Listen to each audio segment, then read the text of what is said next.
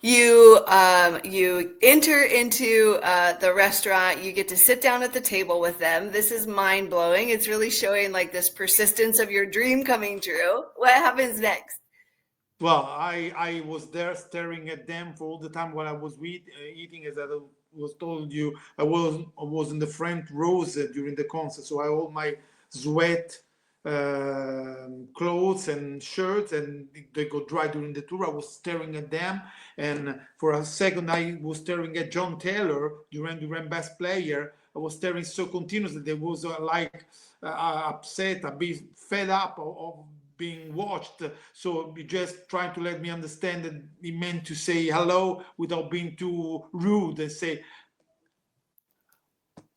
now to say, okay, I saw you that you are a fan and you're staring at me, something like that.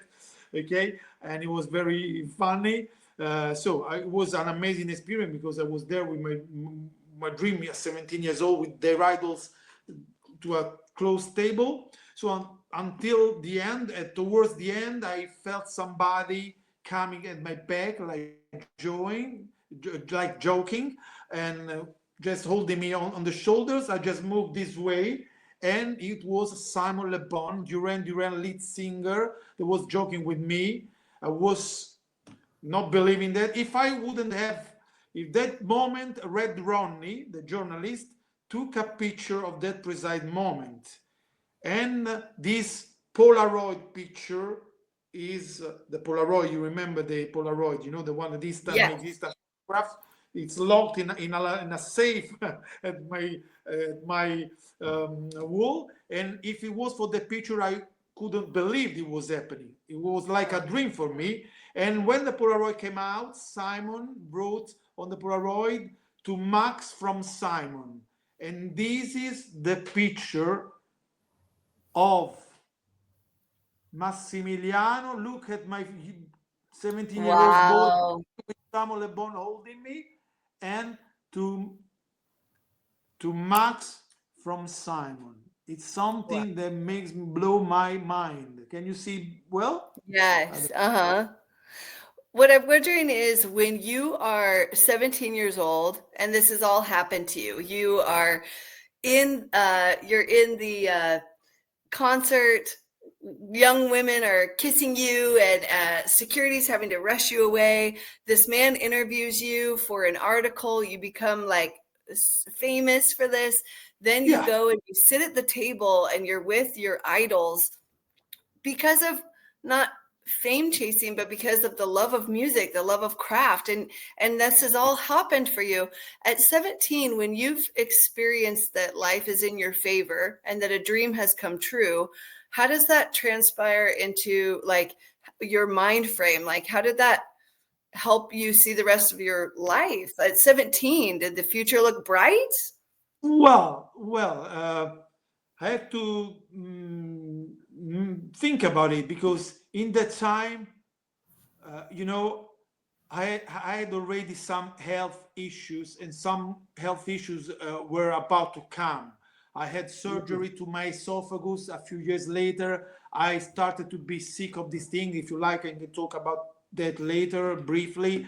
So Interesting. I always felt like to be late or a few steps back, comparing to the others, because I had these health issues. Okay, but special things were happening to me anyway. I became popular into the whole Italian Duran Duran fans community. I was special for the community.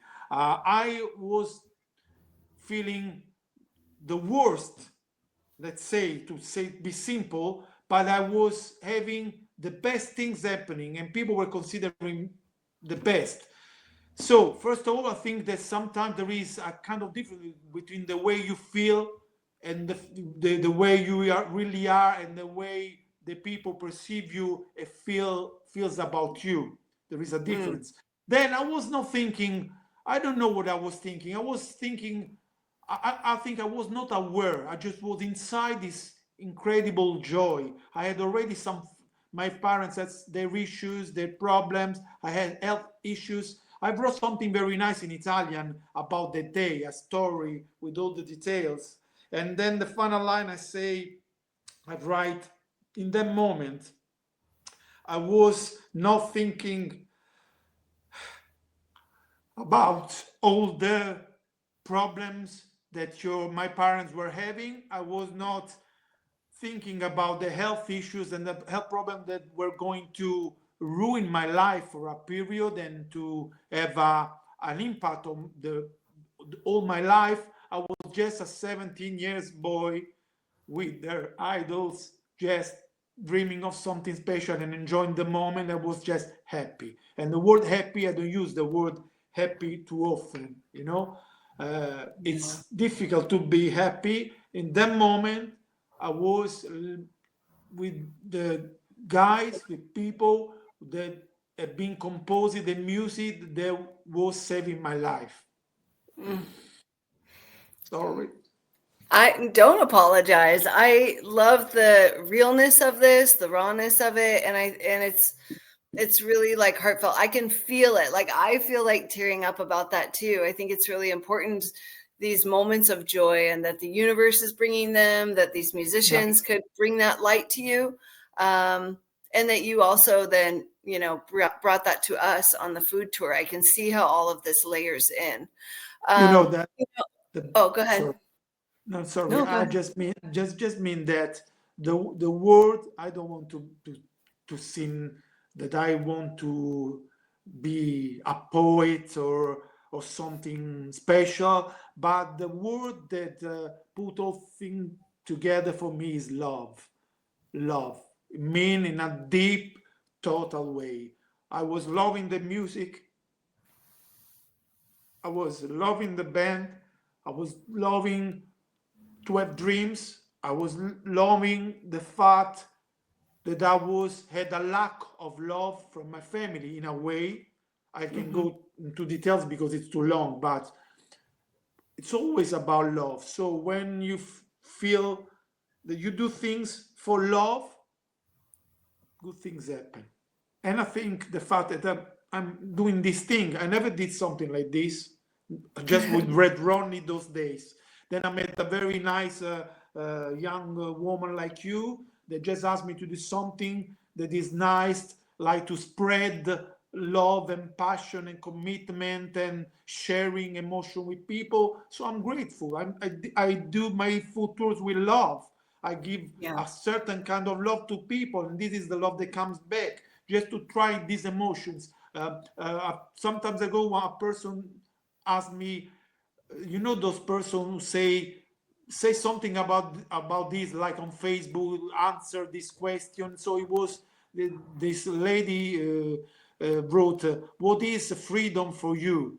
And freedom, I answer, freedom for me is just to keep on taking care of other human beings and other living beings, going beyond your physical problems and your health problems. So just to be free to heal your pain and other people's pain, going beyond either the sufferance, the pain that you have in the soul or in the body, as I have.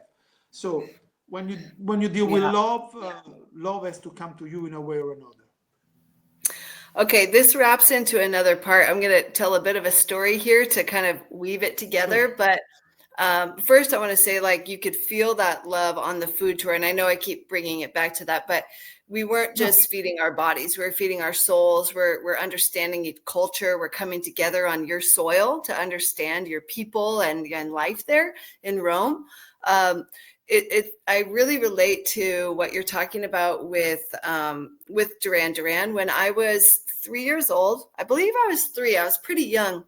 I was watching this woman on TV dancing and moving about, and I all of a sudden just sparked joy, and I ran over to my family and I was like, "Her, I want to be like her. I want to do that. I like her."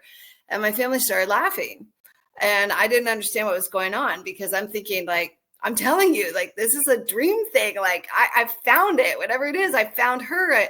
And they were more so focused on the fact that I couldn't look like her. Tess, you don't have her hair. You don't have her color skin. You don't have her nose. And that had nothing to do with nothing. I was talking about her dancing and singing, her joy. Although I would say it did teach me that color is taught, because I didn't see that I couldn't look like her or be like her. I couldn't see that at all until they broke it down several times, unfortunately for me. So I realized that that's a taught condition. But anyway, the person I was talking about was Tina Turner. I was just in awe of her at 3 years old. And later on, I watched a movie about her with Angela Bassett, I believe, played her. And in the movie, she's, I'd seen her in Mad Max, and I went to the Colosseum. I know it's not the same, but I went to the Colosseum in Rome, and I've watched, the recent Mad Max Fury Road movies, and I just get glimpses of her often. When I was in Rome, I looked up at a television and she was singing live, or not, it was a live concert recording of her. And I felt like she was winking at me while I was there. So anyway, when I was watching the Angela Bassett movie, she was saying Onyo Korenke Kyo. I did not know what it meant. I just kept saying it sometimes because she was my idol, and I knew she was chanting, and I thought chanting seems like a good thing. And so I would be driving in a winter storm and I would say it, or I was nervous going to a job interview and I would say it. I didn't know what I was saying, but I did later figure out that there was a bit of Buddhism going on, and I've met a lot of Buddhist, Hindu talking about love. That's how I'm bridging this all the way back to the Duran Duran story of, the main purpose is when you feel that moment of love, that oneness where we're all together in that present moment. And when we were chatting, you had mentioned to me that that you also practice the same type of chanting. Not only have I found that you do that, but actually last week, because I've moved to LA, I went to a chanting session, and they gave me, Sonia, a friend of mine, gave me a book, and I heard everyone chanting at the same. I was in the room with them, and they were all chanting, and I was following along with the book, although it was very, very fast. Oh, I had a hard time keeping up. At one point, they were 2 pages ahead of me, and I was trying hard to hold it together. But then they were saying Onyo Korenke Kyo several times. I could see the meaning of it. They were hitting the sound bowl kind of bells. And it was just really beautiful to be there. And actually, I was at the actual place where Tina Turner would chant.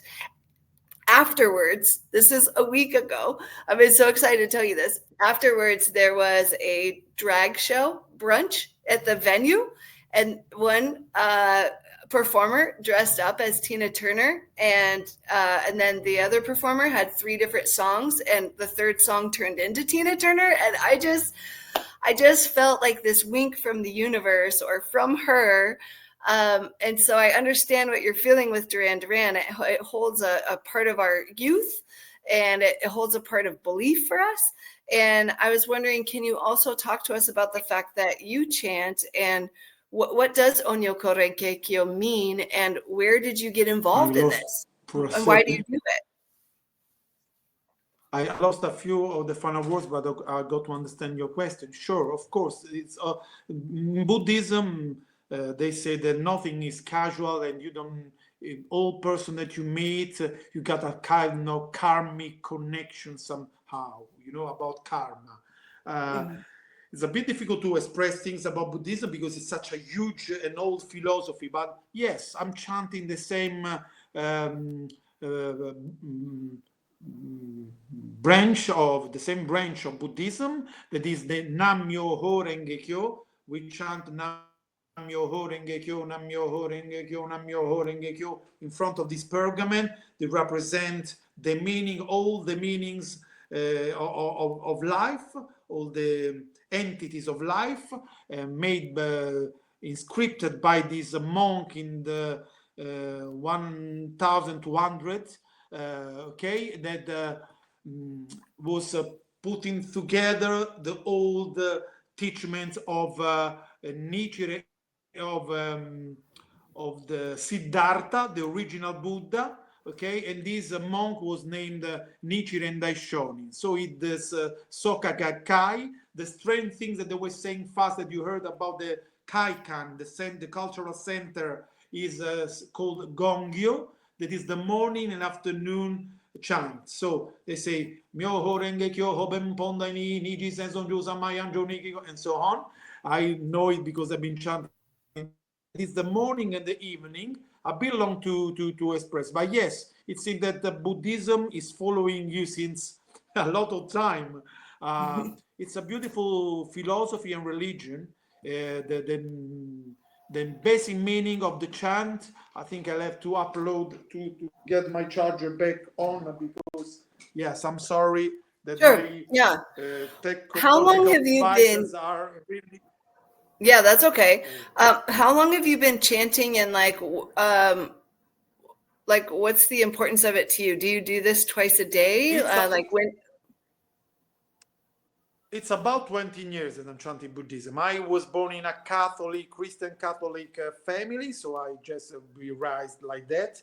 And then I got to learn about 20 years ago Buddhism. It happens that people invite you to have these meetings that happen twice a month. The so-called Zadankai, that is a meeting where you speak about your experience about Buddhism, and you just go deeper inside the teachings and so on. So what you asked me about how So you've been doing that for several years. Yes.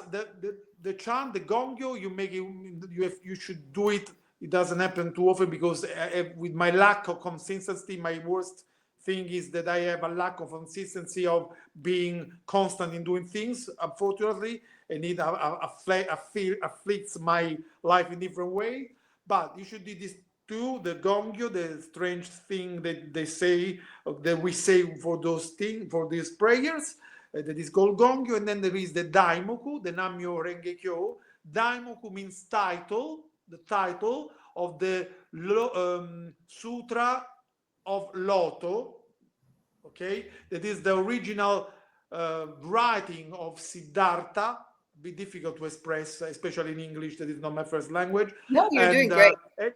Anyway, Namyo Renge Kyo means basically I dedicate my life to the mystic law of cause and effect through the use of my voice. Okay, so by chanting, you should be able to come uprising this Buddhahood, this state, this enormous wisdom that every human being has, just to be able to see things as they really are, and trying to bring peace inside your heart and other people's heart.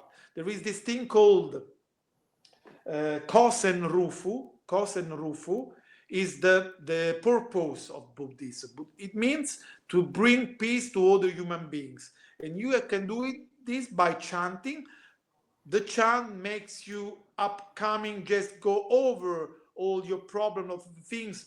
You have to go deeper in studying books to get to understand what it means, and to go to have day after day through this chanting, trying to keep up this wisdom, this light that lights your heart, your soul, your mind, and be able to solve problems, to face difficulties, to be able to help yourself or other people, this way to bring peace in your heart and other people's hearts. So I found this philosophy, what is a kind of method, a philosophy and religion that fits perfectly with the mood of my soul, because I tend to take care. So, of course, I'm a human being. I make mistakes. Sometimes I treat people not good because I'm a human being. I make mistakes. But the challenge is just to go deeper and deeper inside these kind of things, to keep on chanting, to make this human revolution. That is the only way to make a world revolution. Only if you change the negative parts of yourself, then you'll be able to help and to heal others. So you keep the war inside yourself, not to make war outside. This is a few guidelines that can make a bit understand what is about Buddhism. Yeah, they were definitely talking about that as well, about like healing and loving yourself. And I think like last year I had this is a basic example, but last year I had surgery on my arm. So in October, I'll have had it now a year to finally heal.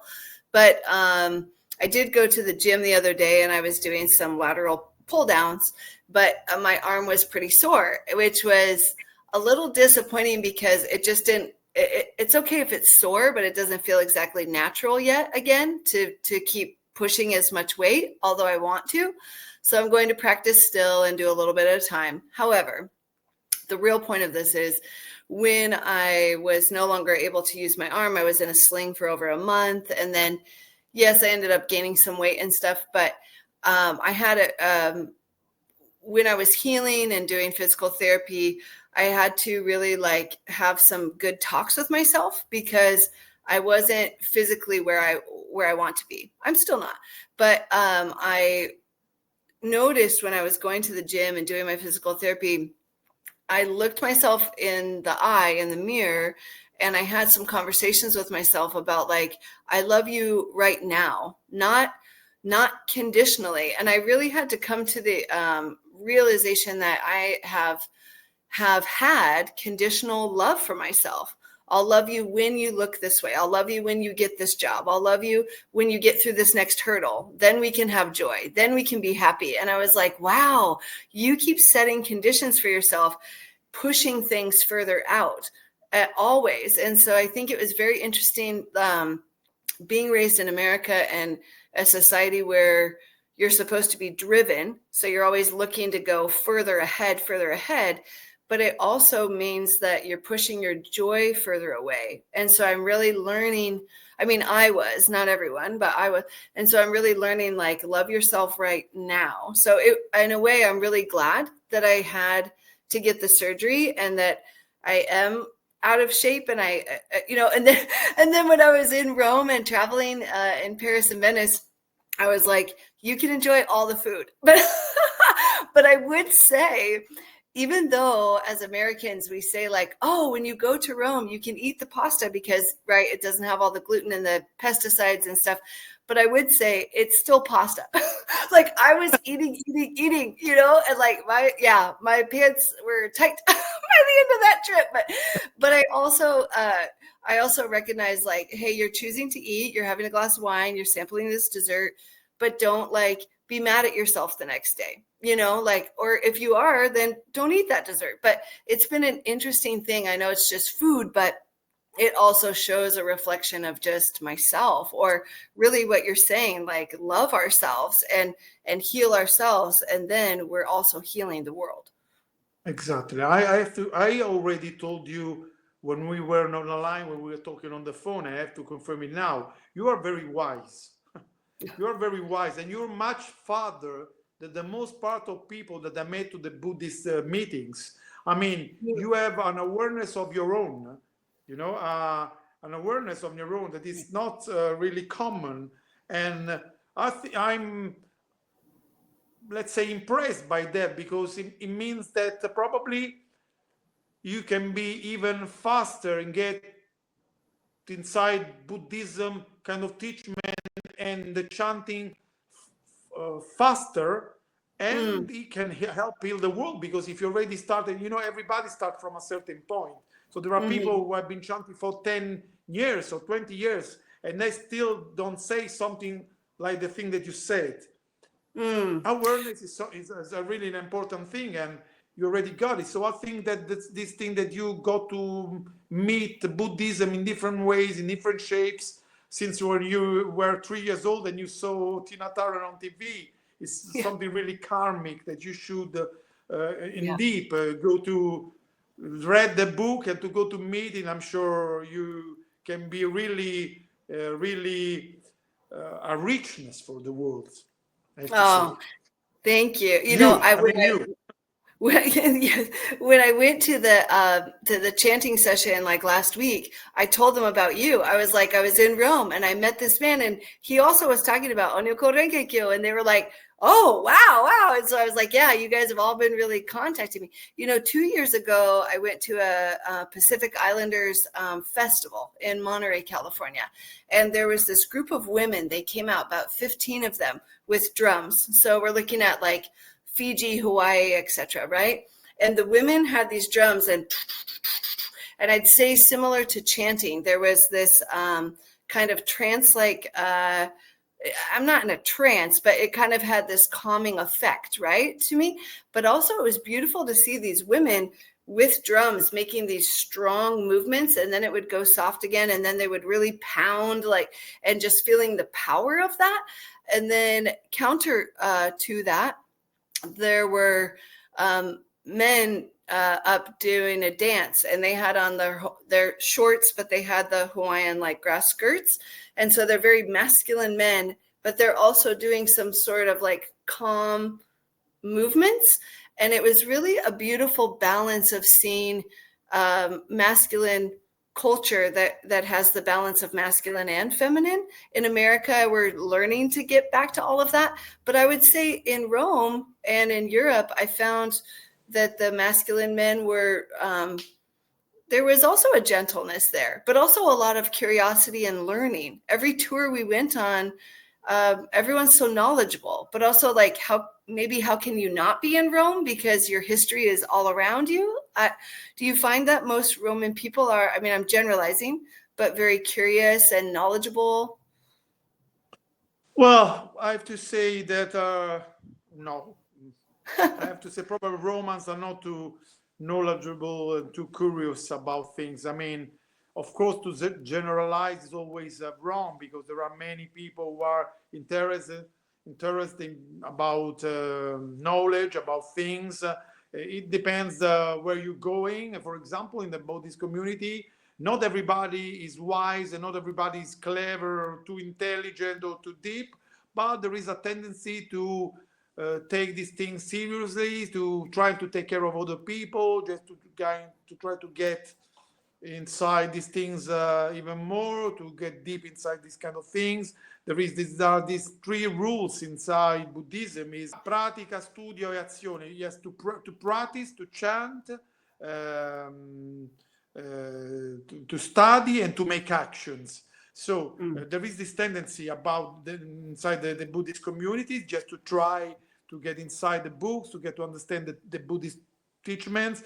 Buddhism also say that your ambient, your space, your environment is just a kind of reflection of what you are. So if you are positive, good, honest, you meet good, positive, honest people. So I try to believe about that, and when I properly and correctly involved inside Buddhism, I see that things go better around me. So probably would they say that we have the chance the change the environment between us, more chanting properly, being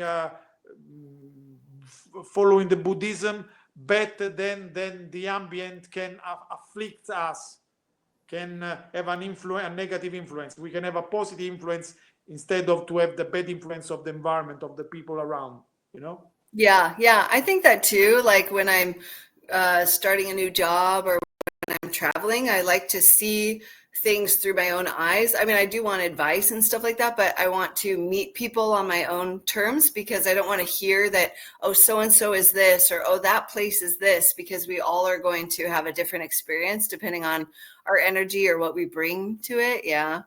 Oh, you have a lot of other, I mean, like we all do, you have a lot of other parts to you. You've helped children. What else would you like to discuss today? And what are any other stories you want to share with us? Well, I've been working for many years to support disabled children in schools. Very hard cases like brain damage. So we were doing everything they needed, like feeding them, changing their diapers, cleaning them, bringing them to therapy. It was a work that I made for a few years. It was very rewarding emotionally, spiritually, not too much about the money. If they are jobs that are not too much recognized and rewarded about money, but they did it with a lot of passion and commitment, always trying to make their lives better in a way, and trying to talk with people, also in all the areas where as I try to be very attentive, very careful. So I always meet people that are less careful with me. So I had issues sometimes with some colleagues who were not maybe taking proper care of these kids. They couldn't speak, couldn't tell Mm. things. So I was trying to tell them that sometimes they could things better in order to make them comfortable, because if they got something here pushing, they can tell you, so you don't have to leave something pushing there, things like this, right? So Wow. sometimes it's not easy to do that, because if you're able to say it with the heart, maybe they can understand, but sometimes people are not allowed, they're not ready to listen to the advice to do things better than they do, and they see like a kind of enemy, somebody who thinks to be superior. But I was not trying to be superior to anybody. I was just trying to take care of people. So Yeah, yeah. You know what's interesting is you were saying when you were younger, you had some medical stuff happening with your throat. And then here you are advocating for young children who can't speak. And so maybe like that's very interesting how your voice has been so pivotal in all of your careers, that you yeah, yeah, have voice for others, that you have voice to bring people together. Like that's very interesting to me. it Yeah. is. It is. Actually, it was not the throat, but it was the esophagus. I don't know if it's the correct word. The esophagus is Oh, the okay. where the food comes down. Anyway, Oh, it has to be. It has to do with life, because if you can't swallow, I couldn't swallow. Maybe we'll have just one of these interviews or talk, just talking about the disease, because it's something to be specified. But it has to do with life and with love yeah. in a way, with life. If you can swallow food or water, you die. Okay, so also the fact that I couldn't swallow the issues between my parents or the bad thing happening on the wall, wrong, wrong things. I can't swallow wrong things. I Mm, can't swallow what's wrong. So it has a connection then with the rest, as I was saying, right? So probably I was affected at this part, uh, and it just made me go inside the hospital, have different surgeries, painful, lot of trouble, things that didn't went well. I still yeah. suffering of things about that. Gave me this sensitivity, this attention, what it needs to be, what it means to be fragile, what it means to be sick, what it means to have the need of other people love and care and support, because you can do it on your own. So it just Yeah. I was evolved, I made an evolution about these kind of things, and I got this attention that makes me the way I am. Probably you're right. Yeah, it's very interesting. Yeah, yeah. Okay, so you went and saw Duran Duran a couple weeks ago. You're still doing food tours. Do you have any future dreams? To see again Los Angeles, that have been always related to Duran Duran, because I went in 2022. I went to Los Angeles because Duran Duran have been inducted into the Rock and Roll of Fame, and I wanted to participate in the event. So me, my girlfriend, and another friend of mine, they were the only three Italians inside the little space where they had this exhibition, and these they got inside the Rock and Roll of Fame. And as I was there, I went to see a few gigs for Halloween in Las Vegas of Duran Duran. But yes, I'd like to go to Los Angeles. Yeah. I like, but the simple dreams are dreams. One is something that I'm doing, starting, I've been working many years for different companies, and I'm starting my new company. I mean, I'm doing the same thing, but making it a little bit richer with some more gems that I've been searching around, that owners that live in other countries can go. The success of company is made by the guides. The guides, Mm, the local guides that made the job day after day and have this kind of attitude to make a company successful. So I was one of the main characters for being, I don't want to mention the companies, but sure. to make the ones that I collaborated with very successful during the last 10 years. I think that I can still support them, but maybe also support my own career about this, because I know things, I've got knowledge, I've got skills, and I know these gems that are not common. So I'm trying to put together things to do it. It's not easy because you need some support, some money, but I'm trying to put things together. And That's then I'd like fantastic. also, yeah, I'd like also to go back to my artistic passions, like music and acting. Still in my spare time, maybe I wrote a kind of musical and theater show at the base. I'm talking to you maybe another time about telling the story of the 80s through the experience I went through, like the ones that I told you about the dinner. This is the most important one, but I met a lot of people, a lot of artists, a lot of anecdotes that are very interesting. So I can have this history going parallel, my own story with the story of the music. And it's like those shows like called storytellers, where you Yeah. tell a story of yourself and also of the music, like singing with a band.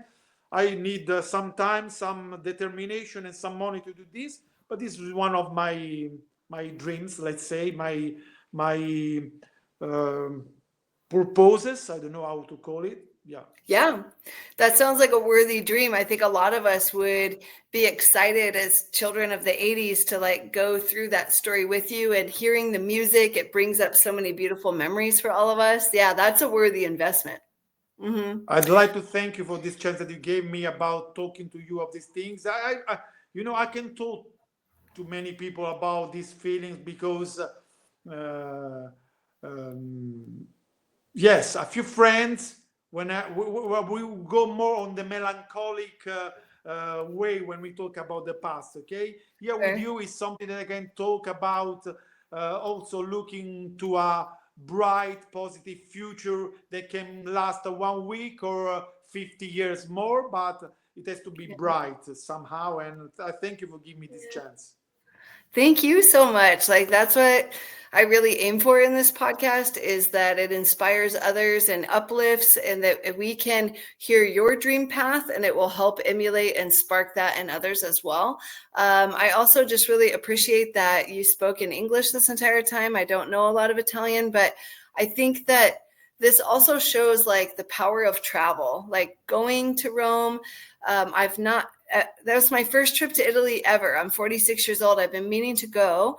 A few years ago, I had several people pass away in my life all in 1 month. Two students, a coworker, a best friend.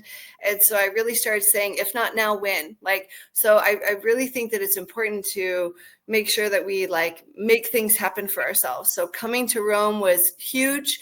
And meeting you, I think that this is what travel is about like coming together and forming friendships. And I'm just so blessed that that you wanted to spend time together today. So thank you so much. Thank you. So let me tell a final thing in Italian. So Okay. if somebody is listening in Italian, I'd like to say that Tess è fantastica, un essere umano fantastico, e saluto tutti gli italiani all'ascolto da Roma. Un bacio a tutti.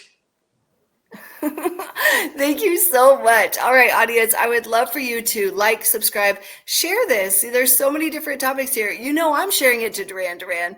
All right, stay tuned, everyone, and we'll see you next time.